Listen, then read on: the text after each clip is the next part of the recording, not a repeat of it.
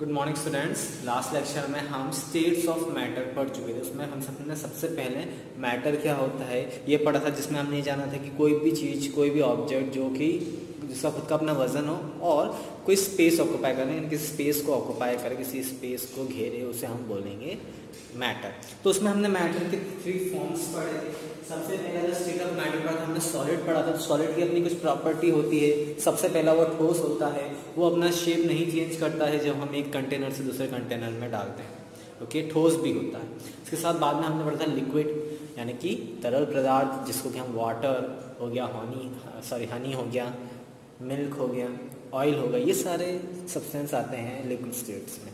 अब इनकी खासियत हमने जानी थी कि जैसे ही हम इनको किसी एक कंटेनर से दूसरे कंटेनर में लेके जाते हैं तो ये अपना शेप बदल लेते हैं। चाहे वो बॉटल से हम ग्लास में ले जाए, ग्लास से हम किसी बाल्टी में ले जाए या तपेले में ले जाए, वो उनका शेप ले लेते हैं। इसके साथ साथ अगर हम उन्हें ग्राउंड पर अगर हम डालते हैं तो वो बहते हैं। ओके, सो वाटर की या फिर लिक्विड की ये प्रॉपर्टी होती है। फिर हमने गैस पढ़ा था। गैस का भी हमने ये जाना था कि वो किसी भी स्पेस, जहाँ भी उसको खाली स्पेस दिखेगा वो वहाँ पर वो गैस समा जाएगी। लाइक एन एग्जाम्पल जो हमारी एयर है ना। अब बलून है, बलून में का एग्जांपल जैसे हमने बलून में एयर हम भरेंगे, मुंह से फूंक भरेंगे तो उसमें एयर भरेगी। जैसे हम उसका बलून का मुंह ओपन कर देंगे तो वो एयर हमारे आसपास के वातावरण में, एनवायरनमेंट में समा जाएगी। सो ये हमने 3 स्टेट्स ऑफ मैटर पढ़े थे। ओके, आज जो हम पढ़ेंगे वो हम पढ़ेंगे changing the states of matter, है ना। कि एक मैटर है, उसको उसके हम स्टेट को हम चेंज कर सकते हैं। कि मतलब क्या, उसको हम सॉलिड से लिक्विड, फिर लिक्विड से गैस, वापस गैसेस लिक्विड और लिक्विड से गैस बना सकते हैं कि नहीं। यहाँ पर जो आपको इमेज दिख रही है वो उसी चीज़ का है। यहाँ पर हम स्टेट्स ऑफ मैटर को चेंज कर रहे हैं। तो यहाँ पर सबसे पहले आपको इमेज दिख रही है वो हमें एक इमेज दिख रही है आइस की, है ना। बर्फ जो हम अपने फ्रीजर में जमाते हैं पानी डाल के, अपने जो आइस ट्रे होती है उसमें आप पानी जमाते हो कि नहीं, वाटर, गर्मियों में स्पेशल। ओके, आप कोई भी जूस वूस पीने के लिए उसमें बर्फ डालते हो। तो जो सबसे पहली चीज़ हमें दिख रही है सॉलिड आइस, तो वो काय के एग्जांपल हो गया एक सॉलिड स्टेट का। ओके, उसको आप थोड़ी देर ऐसे छोड़ दोगे तो वो पिघल जाएगा और वो काय में कन्वर्ट हो जाएगा पानी में। तो दूसरा जो स्टेट है वो लिक्विड है, जो कि पानी में बदल चुका है। ओके, तो इस पूरी प्रोसेस को जब एक आइस एक लिक्विड में कन्वर्ट हो जाती है, इस पूरी प्रोसेस को बोलते हैं मेल्टिंग, हिंदी में पिघलना। ओके, इंग्लिश में उस पूरी प्रोसेस बोलते हैं मेल्टिंग, क्योंकि यहाँ पे जो आइस है वो मेल्ट हो गई। ओके, और हिंदी में हम उस मेल्टिंग प्रोसेस को पिघलना बोलते हैं। ओके, फिर उसके बाद अगर हम इस पानी को उबालना में रख देते हैं, पानी को हम गैस में रखते हैं, उसको उबालना स्टार्ट करते हैं तो उसकी भाप बनना स्टार्ट हो जाती है। तो इस पूरी प्रोसेस को हम बोलते हैं इवेपोरेशन, भाप बनना, यानी कि यहाँ पर हम गैस वाटर वेपर में कन्वर्ट हो गया। Water vapour is also an example of a gaseous state. तो यहाँ पे पानी क्या बन गया, गैस बन गया। आगे तो हमने इसको उबाला, उसकी भाप जो जाती है वो गैसियस फॉर्म है पानी का। तो वो यहाँ पर एक ही चीज जो पहले सॉलिड थी वो लिक्विड में कन्वर्ट हुई, लिक्विड को हमने हीट करा तो अब गैस बन गई या फिर वाटर वेपर बन गई। और उस वाटर वेपर को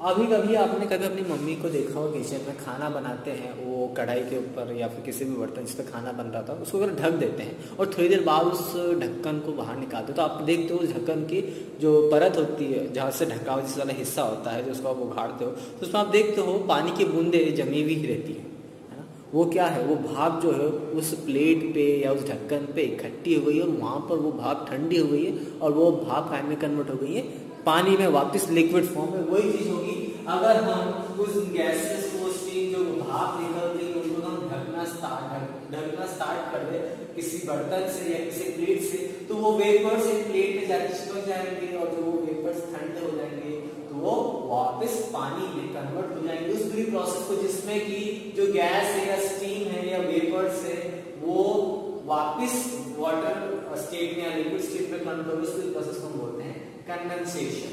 फिर उसी पानी को आपने अगर फ्रीजर में रख दिया है जमने के लिए तो वापस से क्या बन जाएगा, आइस। और ये प्रोसेस पूरी चलती जाएगी। इस पूरी प्रोसेस को हम बोलते हैं change in the state of matter. यहाँ पर जब आइस तो सॉलिड फॉर्म में था, फिर वही आइस जब पिघल गई तो वाटर बना, इस फॉर्म में आ गया, लिक्विड स्टेट में आ गया। फिर उस लिक्विड स्टेट या वाटर को जब हमने उबाला तो वापस गैसियस स्टेट में आ गया, भाप के फॉर्म में। उस गैस को अगर हमने किसी ढक्कन से रोक के उसको स्टोर करना चाहा तो वापस से उस प्लेट पे वापस से उसके वाटर ड्रॉपलेट्स बन गए जो कि वापस से पानी में कन्वर्ट हुआ, यानी लिक्विड स्टेट में कन्वर्ट हुआ।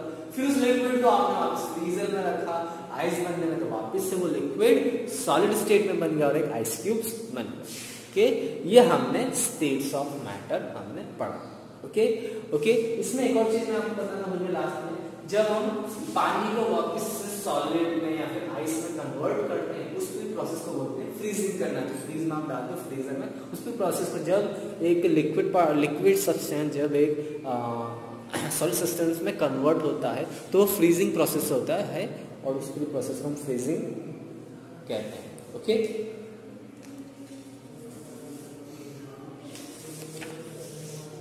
अब जो हम नेक्स्ट टॉपिक पढ़ेंगे वो हम पढ़ेंगे float and sink. Okay, float का मतलब क्या होता है, जब कोई चीज पानी के ऊपर तिरने लग जाए ना, तो तैरती रहती है, तिर जाए, उसे हम बोलते हैं फ्लोट करना। हो सकता है आप अगर स्विम कर रहे हो है ना, तो आप उसमें तैर रहे हो, तो कोई भी चीज़ जो तैर सकती है उसे हम बोलते हैं फ्लोट करना। और कोई भी चीज़ जो कि पानी के सरफेस के अंदर सेटल है, जैसे कि यहाँ पर सेटल है, उसे हम बोलते हैं सिंक, यानी कि डूब जाना। ओके, सिंक यानी कि डूब जाना।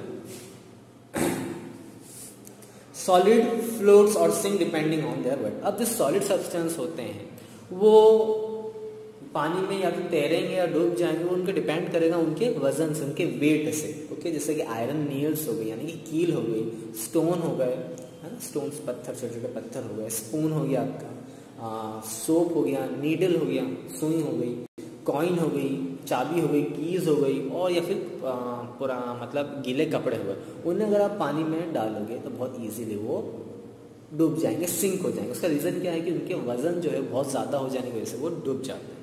ओके, अब अगर हम एग्जांपल ले पेपर की या प्लास्टिक ब्लॉक के, प्लास्टिक के ब्लॉक छोटे छोटे हम डालें तो वो फ्लोट करते हैं। आपने प्लास्टिक की बॉल देखी होगी और आप उसे पानी में डालोगे तो ऊपर ही तैरेगी। ओके, उसका रीज़न क्या, उसका वजन बहुत ज़्यादा कम होता है इस वजह से। ओके, आपने ड्राई लीव्स लिए, सूखी पत्ती ली, उन्हें अगर आपने पानी में डाला तो वो डूबेंगी नहीं, वो पानी की ऊपरी सतह में तैरती नजर आएंगी। या फेदर्स हो गए, ओके, अब लकड़ी हो गई, वुडन स्टिक्स हो गई, ये ऐसे कुछ चीज़ें हैं जो कि पानी में फ्लोट करते हैं, पानी में तैरते हैं। बट लेकिन ऐसे बहुत सारे ऑब्जेक्ट्स होते हैं। आपने कभी कागज़ की नाव अगर आपने बनाई होगी तो जब आप कागज़ की नाव से ही आप पानी में डालते हो थोड़ी देर तो फ्लोट करती है, पर लेकिन जैसे कागज़ पूरी तरह से गीला हो जाता है तो वो पूरी डूब जाती है, पानी के अंदर डूब जाती है, सिंक कर जाती है। उसका रीज़न ये है कि कुछ ऐसे ऑब्जेक्ट्स होते हैं जो हल्के होते हैं, पर लेकिन जैसे जैसे पानी उन्हें गीला कर देता है तो वो जो उसकी वजह से उस ऑब्जेक्ट का वजन अपना बढ़ना स्टार्ट हो जाता है। जैसे उस ऑब्जेक्ट का या उस पेपर का वजन बहुत ज़्यादा हो जाता है तो वो पानी में डूबना स्टार्ट कर देता है। तो यहाँ पर हम एक बात नोट करेंगे कि कोई भी ऑब्जेक्ट या तो फ्लोट करेगा, सिंक करेगा, तो डिपेंड करता है उसके बॉडी के वेट पर, है ना। सपोज कीजिए आपको अगर तैरना नहीं आता है तो आप भी डूब सकते, ह्यूमंस, हम इंसान भी पानी में डूब सकते हैं। पर लेकिन अगर आपको तैरना आता, टेक्निक आती है जिससे कि आप पानी में तैर पाओ तो आप पानी में तैर भी सकते हो। सो डिपेंड करता है वेट पर भी कई बार कि कोई ऑब्जेक्ट या तो उसमें फ्लोट करेगा या तैरेगा।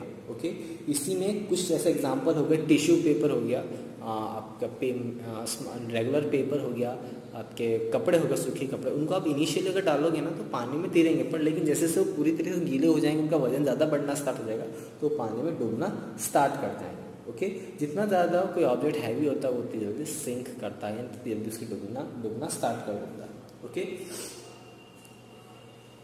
यहाँ पर आपका ये चैप्टर ख़त्म होता है जिसमें हमने पहले हमने मैटर पढ़ा, फिर उसके हमने स्टेट्स ऑफ मैटर पढ़े, उसके बाद में हमने जो चेंजेस पढ़े in the states of matter, okay, इनके बारे में जाना, और लास्टली हमने जाना फ्लोट और सिंक क्या होता है, कौन से ऑब्जेक्ट्स तैर सकते हैं पानी में, कौन से ऑब्जेक्ट डूब जाते हैं, सिंक हो जाते हैं, इनके बारे में जाना। ओके, आज के लिए इतना ही। नेक्स्ट लेक्चर में मैं आपको इसकी PDF सेंड कर दूँगा और यहाँ पर आपका चैप्टर भी खत्म होता है। ओके, आज के लिए इतना ही। Thank you.